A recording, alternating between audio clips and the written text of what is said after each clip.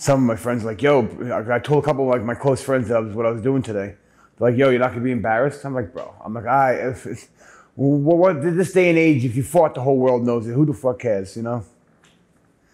There is no hiding anything this day and age with the internet. Nothing. Well, the secrets, I think, are more damaging than... I don't care. Opiates have taken over the world. I'm far from the only one. I'm just very faithful that I never got to the point where I had to, you know, inject. I never, ever have done that. There are times I've been sick and have been offered that, and I refuse to do it. All right, Joe. So tell me about your gambling. I guess that was where. Yeah, that's the one. My father used to bet football on the weekends. So you know, following my father's footsteps, I started betting with a bookie little by little, and you know, I was winning. I'd win. Some small losses. Then eventually, I'm like, well, I'm always winning. Why not bet more money? So I started betting more and more and more. You were making money with it. Yeah. Every week I'd meet the bookie. He'd give me, you know, the runner. He'd give me maybe like 700 one week. 1,200 the next week, maybe 400 one other week. So I started, obviously in time, I started spending money, got a new truck, and I started eventually betting more and more. Unfortunately, after winning like 12 weeks in a row where I had built up a nice little nest egg, I lost this was 2003. I had lost 21 years old and I lost $36,000. At this point, I've been buying things as I'm going along. I had about $1,500 to my name at that point when I lost all this in 1 week. So I did what anybody else did at my age. Then before I told my parents, I hid out. I ran. When I finally went back to my house to tell my parents what was going on, the two bookies caught me running into my house and they dragged me in the driveway and the guy in charge put the gun right in my mouth. I just fucking laughed right in his face. I said, you shoot me, you ain't getting $1. So go right ahead. So of course that didn't take too kindly to that. But then my mother pulled in the driveway to the house, and they kindly took off. My mom's like, who's that? I got Jehovah's Witnesses. Don't worry about it. Well, I'm like, wrong address. But I unfortunately went in the house and told her what happened, and my father had to take a 401k loan for his pension to pay it off, and he did. And I paid him back over a few months after betting sports and poker again. I couldn't keep it. It was an addiction, like anything else. You learned it from your dad. Yeah. But so in general, you were making money or losing? Yeah, I was making. No, see, that's the thing. I would win. Let's say I would win 8 out of 10 weeks. But the weeks I'd lose, I'd really think, oh, something's wrong. I'm going to catch up. I'd go for it. You know what I mean? So I would win I would average my average win might be 1,000 a week, but the weeks I'd lose 6,000. You know what I mean? So yeah, I was winning 80% of my weeks, but the math was didn't add up. Right. How long did this go on? Probably till after the World Series of Poker. Probably till 2006, 2007. There was a lull. Then I started again, and probably like I said, the last time I bet was basically when my father died. That was after that. I kind of said, you know what? I'm not going to bet sports no more, and I'm not going to drink any liquor anymore because my father drank himself to death. So you got into poker? Yeah, poker. I started playing in conjunction with sports betting, but poker is a little better. Is a better way to gamble because you're playing against the players, not against I'm in control of what happens. You know what I mean? To a certain extent. You know, the cards are involved, but poker is the one game that, player has a chance because it's based on your skill. Also, with some luck. In sports betting, you have no prayer of what happens. You have no control. Right, no control of the outcome. Exactly. So poker, I had a little more. How far did you take the poker? Poker, I took it to basically the highest level there is. The biggest tournament in the world is the main event of the World Series of Poker. It's a $10,000 entry fee. In 2005, I'd been playing for the past couple of years after the incident with the bookies. I played for a couple of years in underground clubs in Union Square. I played in towns uptown at Ace Point, 61st Street. Union Square was called PlayStation, which was the biggest club in the city. I started earning good money. I had a partner at the time, and we started earning money. And finally, I went out to the World Series of Poker in 2005, and I played a smaller tournament to win a seat into the bigger tournament, in which I did. And I turned that, I started playing, and then after day one, I had a nice chip stack, and Sports Illustrated did an article about me.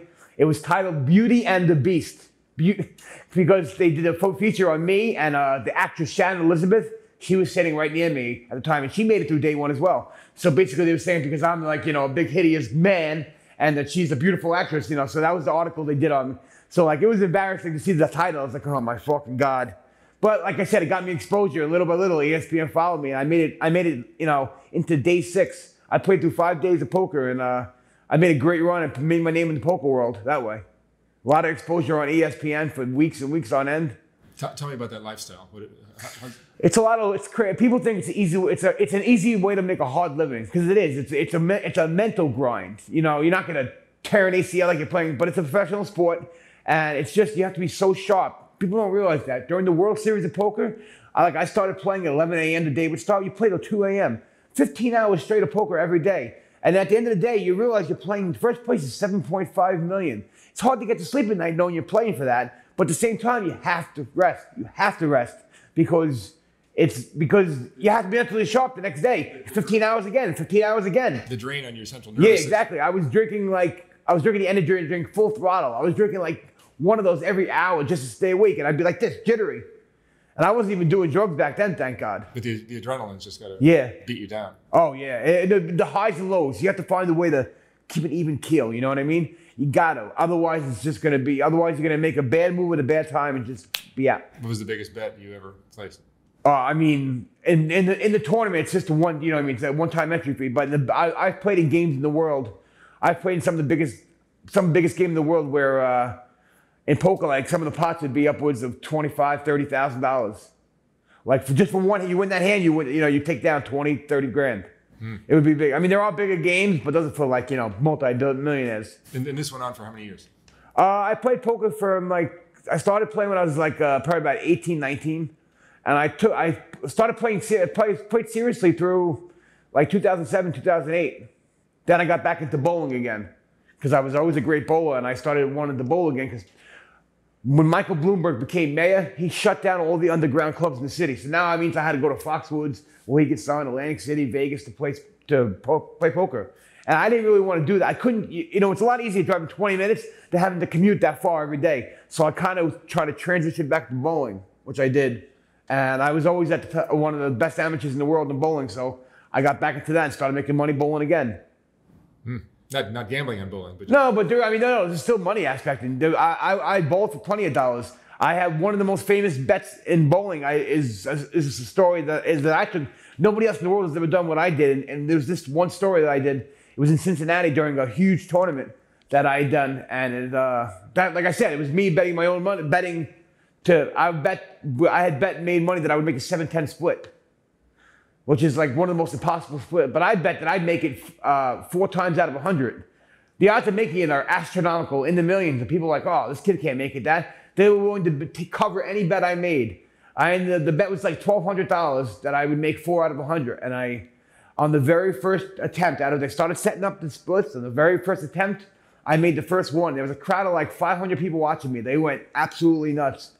And then I made the second one, the 22nd shot. I made the third one, the 33rd shot. And I was getting tired. Because I'm throwing the ball 38 miles an hour, a 16-pound bowling ball, trying to get the pins to bounce out to make it. And I'm getting exhausted. Finally, I turn around to this crowd of 500 people. I said, when I made this bet in Staten Island before, I said I made it all. I made my final one on the 68th try. I said, right now it's my 68th try. I said, I'm taking this ball, making this spare, and I'm going to bed. Sure enough, I picked it up. Boom, boom, boom. Spare. Made it and clipped and got my money. $1,200. What is the personality trait that you have that I'm loud, obnoxious. I'm very arrogant, I guess, in a way. Because even bowling and poker, if I lost a hand, I'd scream, fuck, and be bowling. I'd kick the ball return, take my hat off my head and throw it across the thing. Take my Rosenberg, throw it off the monitor. I had a very terrible attitude. Not bad sportsmanship. Short temper? Very short temper. Oh my God. The shortest. It's fucking, literally, seriously. As bad like Yosemite Sam. I would turn beet red and want to just kill somebody. You get this from your dad? Yeah, it is from my dad. My father had just as violent temper as me, if not worse. Oh. And did that get you into trouble as well? I've had some trouble. I'm not gonna lie. I mean, your gambling career, you made money or you lost? Oh, gambling, I definitely made money. Absolutely. I couldn't. If I had to sit down and figure out how much money I've actually made in my life, it would make me. Between how much I've blown is another story. No, but that's what I'm saying. So you lost a lot. Oh, I've blown millions. I couldn't even tell you how much. So when you stand back and look at that, 10-year span? Yeah. You came out ahead or behind? I did, but like I said, I had material possession at the time. I had a lot of material possessions to show for it. when I was living in my house. You bought cars, Exactly, car. You know what I mean? I had, and I was still going and still being able to bowl. I was on, when I was bowling, when I came back after the World Series of Poker, that one of the bowling ball companies sponsored me, Hammer. So I was actually, they would give me all my equipment for free just to bowl for their bowls and promote the brand. So like I said, my cost below, and I made money bowling, plus I was working at the time. So like, yeah, I was making money and I was still gambling, you know what I mean? Poker was always, like that point was a good time in my life. But I definitely made millions of dollars, and it's just unfortunately, poof, gone. It's like, when you gamble, it's like Monopoly money, you know what I mean? It doesn't have real value, it never does. I would get it in my pocket, it can't sit there, it can't stay there. It was like, the expression, it's burning a hole in my pocket, it literally was. I'd have to go out and do something, and, you know what I mean, just go buy a necklace, or buy like a watch, or get a truck, or, you know what I mean? Just do listen, you know what? The Mets are playing the Diamondbacks in Phoenix. I've never been there, let's go. Hop a flight and took a plane to Phoenix. My mother called me for bread that Monday night. She goes, Joe, can you bring home bread, milk, and some soda? I'm like, Mom, I'm at the Mets game. She goes, yeah, I know, I'm watching it. I'm like, no, Mom, you don't understand. The Mets are on the road in Phoenix. You didn't fucking tell me you went to Phoenix? I thought you were upstairs. I'm like, I'm sorry. She thought the Mets were playing at home, watching the game, and here I am in Phoenix, Arizona. That's how I was. I just want to do something. I was impulsive. How old are you now? I am 40. Are you still gambling? No. So you're not gambling? No. How do you turn that off? Lack of income. Lack of, but I mean. Have you found another vice? Right now I'm kind of not, like I said, at this point I'm trying to, I think I'm on a better path at this point. I know, I'm not really doing anything crazy, but I had a wild side, but like right now I think I'm on the straight and narrow. But, it's one day at a time. That's all I can say, because I never know what tomorrow's going to bring. Like, I do know, I have friends that if I get back into physical shape and I want to go bowl again, I have friends that are willing to put money up for me to, sponsor me in bowling. If I wanted to get back into play poker, I have friends that are willing to sponsor me in poker. You know what I mean? But I need to get back to a good mental spot, you know what I mean? Because I have burned bridges, you know what I mean? I have burned some bridges, and I just want to get on the straight and narrow, Yeah. Now, Frankie told me that you're dabbling in drugs as well. Yeah, I've done a lot of, drugs in my life. Tell me about that. Mine's basically, started the opiate story is pretty much if Webster's dictionary had how you get addicted to opiates, same way as me. I got into a car accident. Doctor started prescribing perk 10s to me. Then he sent me to a pain management doctor who unfortunately was corrupt. He said to me, what do you want? I said, isn't it supposed to be where you're supposed to put me on a medicine, not the other way around? And at that point, this is when the 30 milligram oxycodone really became popular, And I said, give me 180, 30 milligram oxycodone. He goes, the blues. Like, he didn't even call it as a doctor's name. He just called it as it was. This guy was illegally. So he started giving it to me. And at first, I was just taking it one by one, no problems, Every month I'd have left over. You know what I mean? Like a normal person, just taking it as prescribed. When I bowled, maybe an extra one. And then eventually I was bowling a tournament one day in New Jersey. And the last game, my back locked up. I was going for the first place. First place was like $10,000. And one of my friends from Long Island was like, Joe, if you break that pill up and sniff it, he's like, it'll kick it even faster. He goes, I'm like, I was ready to DNF, just, do not finish tournament. I was like, I couldn't physically, I was in so much agony. I'm like, I knew if I took one, it would take 40 minutes to kick in. I'm like, bro, I've never sniffed anything in my life. I'm not sniffing it now. He's like, sniff it, come on. He's like, I'm like, sorry. I'm like, all right, I'll try. I took 2 of them, broke them up, sniffed them. The last game of the tournament, I shot 300.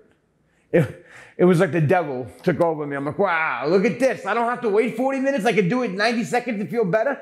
This is awesome. Where have I been? And after that, I was just ripping and roaring. Before I knew it, all of a sudden, now every month I was running out of my 30s early.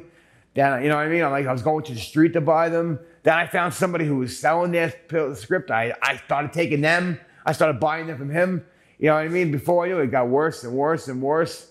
Until eventually I had a friend who said to me, Joe, he goes, you're making all this money and you're blowing it. He's like, why are you spending $20 a pill when you could just buy a bundle of heroin? I'm like, bro, I don't shoot anything. I'm not putting a needle in my arm.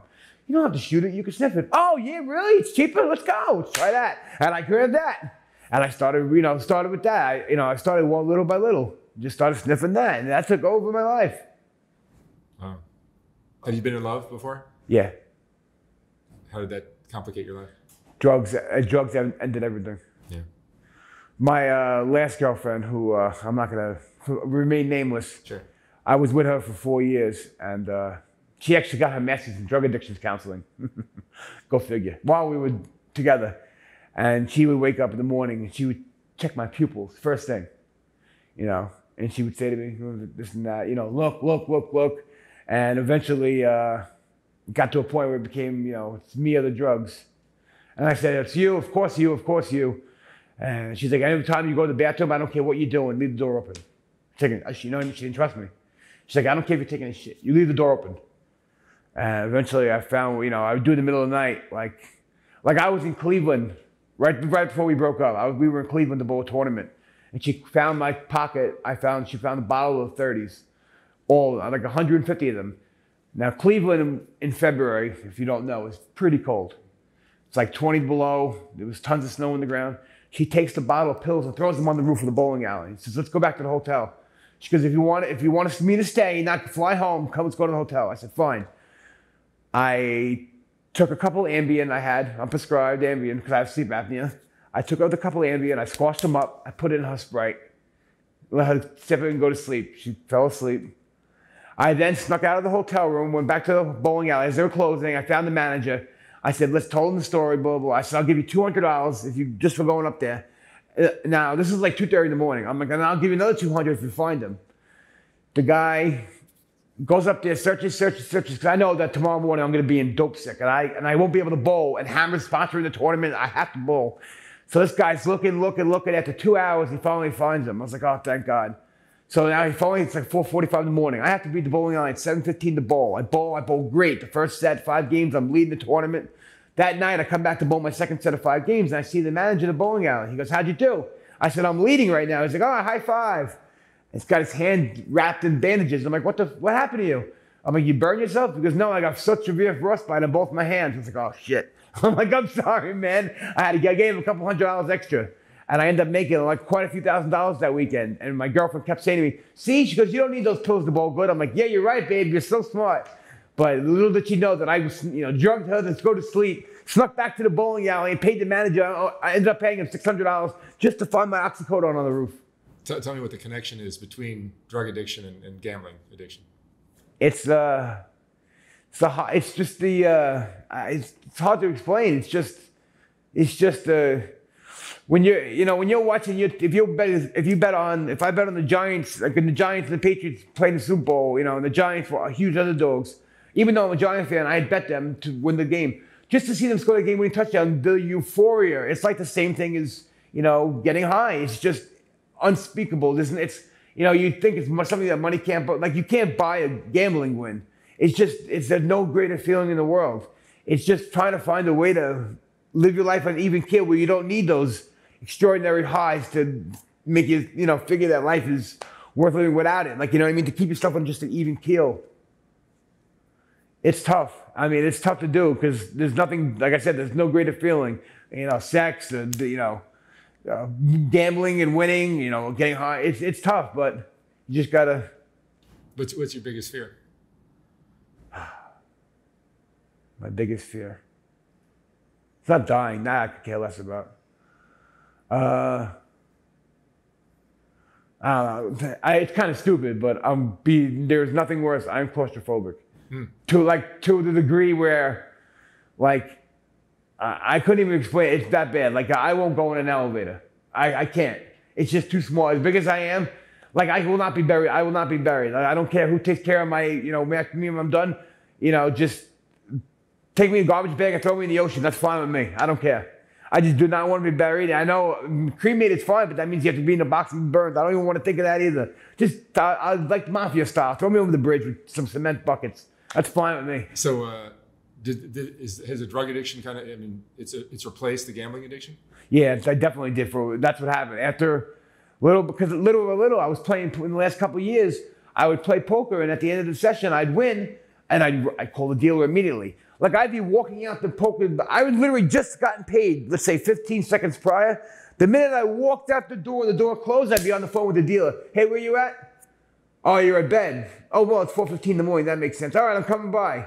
Oh, it's better be worth it. Oh, yeah, I won a lot. I'd go. Like, that was the thing. As I'd walk out the door, I couldn't wait. The money was burning, like I said, burning a hole in my pocket. I couldn't wait to find a deal. Didn't matter where they were. Didn't matter. I would get on a train or drive or borrow a car or just do whatever I had to do just to get where I had to go. This addictive personality you have. Yes. Yes. You think I've heard that from many professionals. You think it's something you inherited? It's hereditary, exactly. I was just gonna say, my father, I think it's just my father was the same way. My father was a full-blown drunk. May he rest in peace. He was had an addiction. My father's mother, same thing. My father's brother, same. He drank himself to death. He actually was stone drunk and fell down his backyard off 2 steps, and fell down, cracked his head wide open, and died on the spot. Unfortunately, my sister she also overdosed and died, and she was younger than me. So, like I said, it definitely runs in my family. What's been your lowest point in your life? I lost my mother and my father on the same exact day, 6 years apart.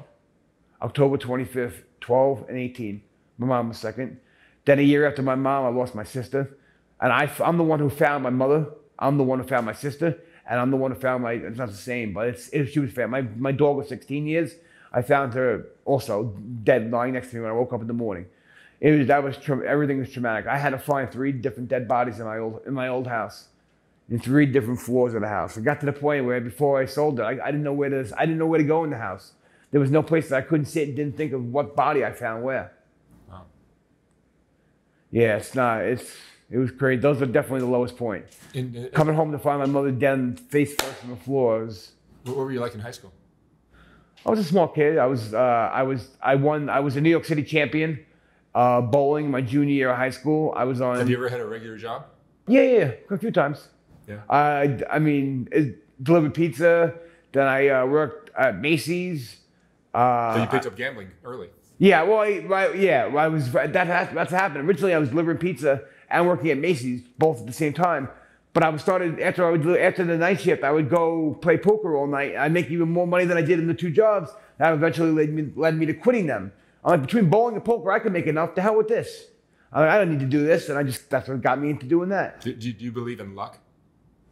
Yes, there is definitely such a thing as luck. Yes, but eventually in poker, the best players will eventually rise to the top. Like when I played poker, did I have a losing day? Yep. Did I have a losing week? Yep. But at the end of those first few months of the first few years that I played, I was always a winning player at the end of the year. Like I said, I might have had a losing day or a losing week, but at the end of it, I always was a winner. As the winner was the winner was the winner. What do you want to be remembered for when you're gone? I don't know. Unfortunately, I feel like my life has been a letdown. Like I thought I was when I was on ESPN when I was 23, and doing articles in Sports Illustrated about me. I had been on Good Morning America before that, and I'd been on, and then I was on ESPN for weeks and weeks. Was that your highest point? Yeah, that was when I was 23 in 2005. It was definitely the highest point, and I thought I was on the road to superstardom. I thought I was going to pick up a sponsorship from one of these poker websites and just keep making money, and then it all just went downhill. I would love to be able to turn it back right around, because poker you can play at any age. I know my mind is still sharp. I know that I can still play. I would love to be able to get back into it and just keep it going, get it going again. Because I know I want to win the World Series of Poker before I die. Would you have to stop using? Yes, that's what I'm doing right now. I'm trying to beat it. I've been working very hard at it. Would you call yourself self-destructive? Absolutely. Yeah. Self-destructive? Oh, absolutely. I'm my own worst enemy. Yeah, that's a common thing for people like you, I think. Yeah. Unfortunately, that is true. You're ADHD? No. I know I shouldn't say no, but I will say that I've never been tested. How's that? Yeah. You have friends? Yeah, absolutely. Not as many as I used to, but I guess as everybody grows up, you have different sets of friends at different points. Like sometimes things don't happen, you just kind of spread apart. Like I have friends that I've been friends with forever that I can still text today and they'll answer me like no problem. And when times were tough, they'd help me out, But like I said, nothing happens. It's just you move on to a new set of friends. What's a better high, gambling or drug opiates? Gambling. Gambling's always the best. Because when you get drugs or when I take my medications, you know exactly. I knew exactly what I was. You know what you were getting. You know what I mean? Gambling's not With betting a football game, you don't know what the outcome's going to be, and that's the rush. You're like, you know what I mean? You don't know. When my team was down 21-0 in the first quarter, and I'm punching holes in my wall in my house, and then all of a sudden, with 13 seconds left in the fourth quarter, my team takes the lead finally. I'm going screaming in the neighborhood. The people calling the cops because I'm screaming so loud. Yet they don't know I'm watching some meaningless college football game on TV. Is the high from gambling? Is it about winning or is it about the risk, the adrenaline from the risk? It's about the winning. It's about winning. Yeah, 100% about winning. Like I said, there is no greater feel in the world. What's your biggest regret? All the money I squandered. All of it. I'm not saying, not enjoyed life to some extent. You can't be a gambler and not lose. No, exactly. That's what I said. I'm not saying that, but there are plenty of people who gamble in like the same way I do and have some discipline and have, millions of dollars in the bank. If I had discipline, I would have millions of dollars. Do you develop a really thick skin about losing? I mean, like, there's got to be days where you just think, man, I really fucked up today. Yeah, but you got to remember that like poker, bowling, whatever it is, it doesn't matter what happened today. Tomorrow's a new day. Yeah. Especially in poker, playing a tournament like the World Series, once you're knocked out, you're knocked out. There's nothing you can do about that until you play the main event, the World Series poker main event, the biggest tournament. You got to wait till the next year to enter again. But when it comes time to, like with poker, playing a cash game or something, if I lose, all you need to do is more money to rebuy in. You know what I mean? And tomorrow, you just say, all right, today's a bad day, whatever. Tomorrow's another day. You can come play and make twice of what you lost the day before. So every day's a new day. It's a stressful lifestyle. It is. That's why I said it's a hard way to make an easy living. People are like, oh, what do? You sleep till 2 o'clock in the afternoon and go play poker for 10 hours? You eat takeout, you hang out with strippers, you do this. What kind of lifestyle? Who would want that? Yeah, it's stressful. Think about it when you have, pocket aces and they lose and you lose 3,000 on the hand when you had the best hand and everything went wrong on the last card. You know what I mean? There's nothing you could do because the dealer put out there's nothing that can happen. People think, oh yeah, it's an easy way. Yeah, it's easy. It's real easy. You want to pull I don't have any hair, but you want to pull your fucking hair out. Do you have kids? No. No kids. What would you say, Joe, is the most important lesson you've learned in your life?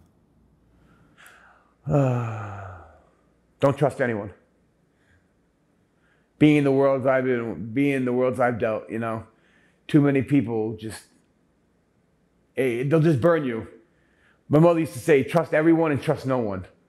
Like, try to be nice and everything, but you still at the end of the day, you can't trust anybody. You can't. It's just, people could swear up and down. I swear, I'll pay you back. Oh, I swear to God, I swear on my kids. I swear on my mother. I swear on my father. But, at the end of the day, it's all on you. It is. It's just people can do what they want. People will do whatever they want to get that fix. If they're betting sports and they get, bookie says, that's it. Your account's close till you settle up. They find another bookie. If you owe money to a drug dealer, you either go out and steal and rob, or you go to another drug dealer and get credit. I've never gone out and stolen a car or done anything like that, thank God. But what's your craziest gambling story? Gambling story? You gotta have a crazy night, crazy story. Let's think. I got a few of those. One of the craziest, I would say, is one night I was playing poker in New Jersey with my buddy, and we were playing poker at a club in New Jersey, and afterwards, I won a few $1,000s, nothing big, but afterwards we came back to Staten Island, and me and my friend, it's like 4 o'clock in the morning on a Monday morning. We went to a diner. So we go in the diner, we're sitting there. There's no one in there. There's the guy working at the front desk, the waitress, the busboy, and me and him. That's all. We're sitting there, and we're waiting for our food. All of a sudden, some guy walks in, shaved head, white guy. All of a sudden, my friend goes, holy shit, he's got a gun. And my friend ran to the kitchen, the waitress, the busboy ran to the kitchen. This guy had his silver revolver pointing against the guy's head, and he started beating him over the head to open the safe. And my instinct was at first, people think you fight or fight, and that's and I decided just to go over there, and I couldn't help myself. I couldn't stand there and watch a guy get his head beaten. So I went right toward the place, and I went over there, and as the guy saw me, he turned and he just panicked, and the guy ran out of there, and I knocked the gun out of the guy's hand, luckily, before he shot me, and the guy hopped in his bright yellow Lancer. I'll never forget that as long as I live, and took off. And I basically saved the guy's life, the manager. And every time I went in there after that, they always gave me free food. Because most, like my friend, the waitress, everybody ran to go hide, but my instinct was to go right towards it. To go run right toward it. I guess that's my lifestyle. My I need the action. That was the best action I could get. I didn't have to pay for it. You know what I mean? It was just me. Did you have this personality when you were a kid? Yeah, because in little league, when I would strike, the first 2-3 bats I get hits, and in the fourth at bat I'd strike out. I'd take my bat and throw it 300 feet. I would take the bat and smash my helmet to 100 pieces. I was thrown out of so many little league games, like people could not believe it. You're 11 years old. You shouldn't be telling your 35-year-old umpire to go fuck himself. Like you shouldn't be doing that, no matter how bad the call was. And I'm like, well, I don't know what to tell you. Sorry, it's the way I am. Wow. Do you wish your personality was more mellow, more subdued, more? No, I wish I had more discipline. Because I love who I am, and I've always been funny. My friends always love, all my friends love me the way I am and everything, but I just wish I had more discipline when it came to my life and money and certain aspects of it. Mm-hmm. For every great quality, there's always there's a downturn to it, of course, yes. There's a positive, negative to everything. Yeah, exactly. And gambling. Yeah, of course. You see that lesson. I love, like I said, there's no, I always loved the in competition, I loved when I bowled, and like the first time I bowled 300, and I bowled 300 so many times I couldn't even tell you. Like, accomplishments were always important to me. And the World Series of Poker coming in 50th, winning, I won a couple of poker tournaments in Vegas. Winning is just, it's just great. And I love having the trophies and, the accolades to show, but it's just, like I said, I don't know how to explain it. It's just, I need that. I need that fill in my life. I need a reason to say, yeah, I was first. I was this. I did this. I'm the best. What are you proudest of in your life? What am I proud? I would say that World Series of Poker was quite the thing. Because at one point, listen, that trip, even though I went out to World Series of Poker, I went out there to play the main event that year, no matter what. That trip started off awful for me. At one point in that trip, I was broke. And I ended up turning it all around, winning money in cash games, and then ended up winning the seat in the main event and, turned that into a huge win. I cashed for $173,880. That's the 50th place played, exactly. And like I'm just saying, that's my roller coaster of my life. That how at one point in that trip, I woke up in the morning and I couldn't afford the $2.99 breakfast buffet downstairs. And then a few days later, I have 6 figures to my name. It's just, that's the way I live. And you like it that way? I love it. Yeah. I love it.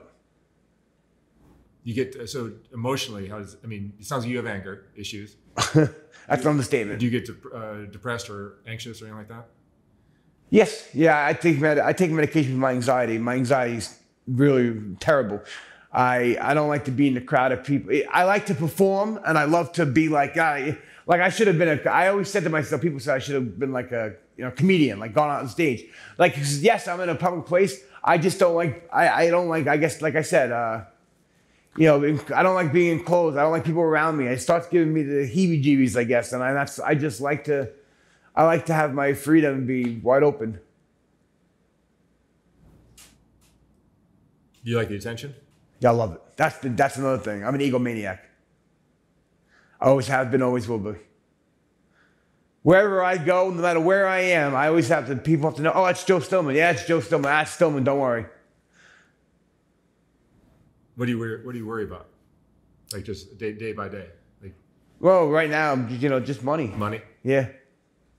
I was working for a while, but it just, I have lots of pain. I've been through a lot. I had COVID twice. I was hospitalized. I had a piece of my, a big piece of my lung mass taken out of my lung last year in the hospital. Like I said, the second time I had COVID, I was on death's door. Somehow I fucking made through it. I have screws in my hip. I've had so many surgeries from car accidents and bowling injuries.